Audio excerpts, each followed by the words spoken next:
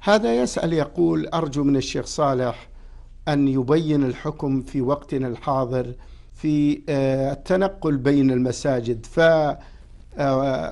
يوم يصلي مع فلان وآخر يصلي في مسجد بعيد لتتبع الأصوات.